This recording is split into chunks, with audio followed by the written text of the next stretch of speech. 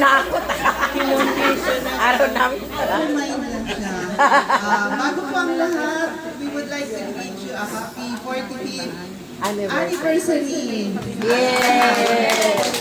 Guys, and I hope nag-enjoy po tayo lahat ngayong weekend, although may sobrang init lang, mga discomfort talaga, pero pag nandyan si Lord, lahat yan overcome natin. And nandito tayo ngayon sa resort nila.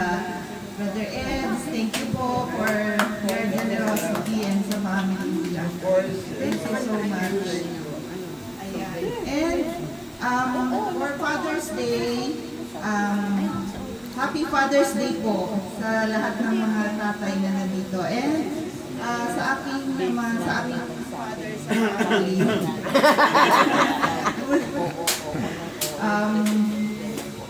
I just thank the Lord for giving us a loving father sa aming family, sa aming mga anak. Kasi siya po yung para sa family namin, siya talaga yung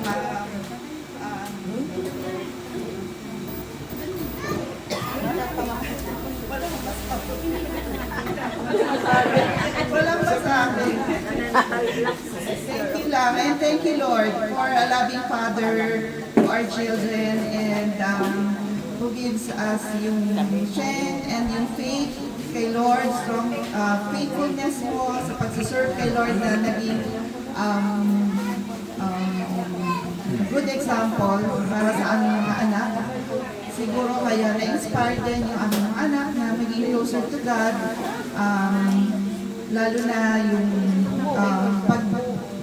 being member ng Couples for Christ community. Malaki po talaga yung naitulong sa amin, as a family, sa pag-raise namin ng mga anak namin, and raise our children sa Couples for Christ. Kasi nag-start po kami na 4 years old pa lang po yung aming eldest, and 2 years old yung aming dalawa pa lang anak namin noon. And now we have 6 children. So for 37 years. Kulang pa ng 37 years. Yes. Ayan, we thank God. And sa calling niya to serve us sa Couples for Christ, to serve God. And we thank the Lord sa kanyang passionate service. Yun po yung kanya talagang passion is to serve the Lord. Kahit na naiwan po yung family, yung mga anak. And basta siya makapag-serve kay Lord, yun talaga yung passion niya. And yung pagiging pastor sa tahanan, yun po yung we are truly grateful kasi talagang pag yung father ng family is malapit kay Lord, God-loving and God-fearing father.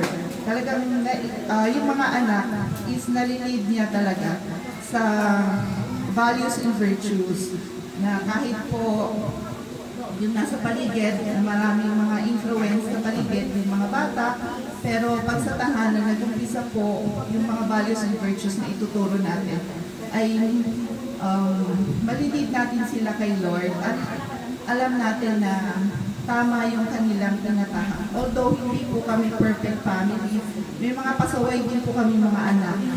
Pero we thank God, dalawa lang po yung girls namin kasi yung dalawang boys namin pasaway. Ayan. So yun, and we thank God na yun, yung pag-lead niya sa kay Raul to serve the Lord, yung passionate niya to serve God, yun po. And we are truly grateful and sa CFC community. Happy Father's Day and God bless us all. May bonus. May bonus ba?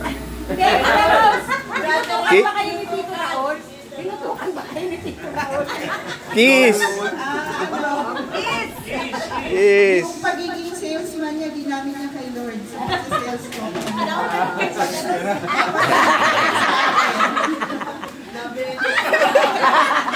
Wala kasing tigil ang bibig niya kahit sa bahay. Araw na. Ay, gano'n. Baliktad ka. Parang laglagan. Kiss! Kiss!